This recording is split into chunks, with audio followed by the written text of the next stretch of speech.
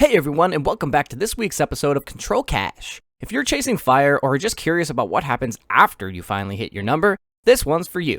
Because here's the part no one really talks about. When the job is gone, the money's handled, and you've got complete freedom, what do you actually do with it? Today we're diving into the emotional side of fire, the after part, why some early retirees feel lost, bored, or even depressed, and how to avoid trading your 9 to 5 for a whole new kind of emptiness. Let's be real, most of us don't live, we just recover from work.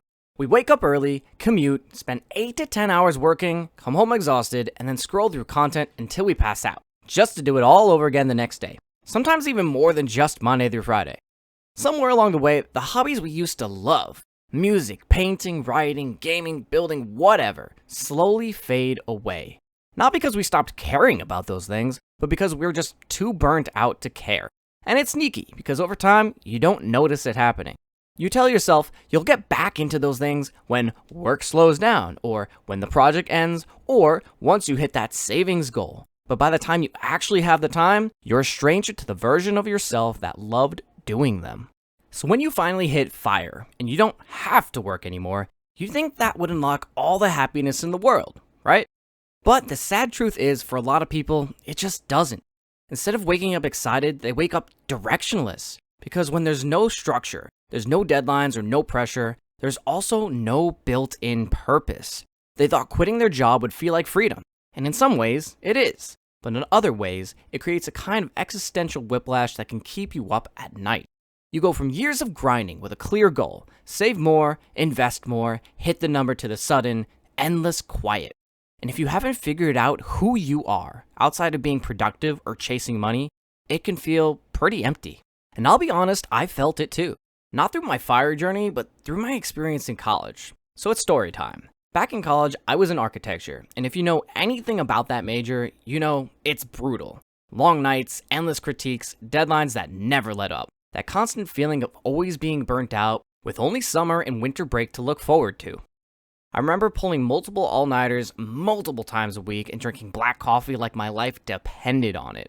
It was this level of intensity until my senior year second semester, where I had completed all of my design studio credits, and I was focusing on wrapping up elective courses for my minor. I had gone from taking 24 credits a semester to now just only 12. And with this immense workload off my plate, exactly what you expect would happen, happened. After 3.5 years of working my butt off in college, I finally had free time on my hands. And right off the bat, this might seem awesome to someone watching this video.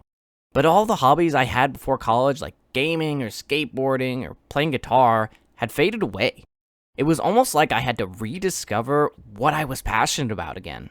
Because I had gone through so much time where I just wasn't able to do the things I wanted to do because of my crazy school and work schedule.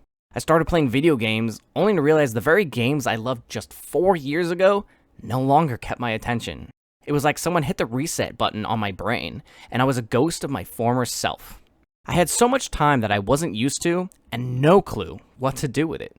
And once I graduated and moved into the working world, that same feeling came back again. Feeling like I was living to work instead of working to live. It became about clocking in, collecting a paycheck, and surviving the week, only to live for the weekend. And even now, chasing fire and building this channel, there are moments where I have to stop and ask myself, what's the point? Because financial freedom means nothing if you don't have something meaningful to wake up for. It's made me realize that the solution isn't just about retiring early. It's about building a life you actually want to live before and after you reach financial freedom. That means rediscovering hobbies now, not someday or after work slows down. It's about nurturing relationships, building a community, and figuring out what lights you up outside of work.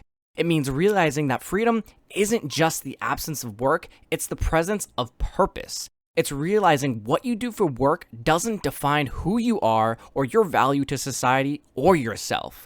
So if you're on the path to fire, don't just obsess over the numbers and put off your passions. Find the balance in doing both and start designing your post-fire life today. Because trust me, the money part is only half the battle. The real challenge is what you do after you win, which is part of the reason so many retirees end up going back to work.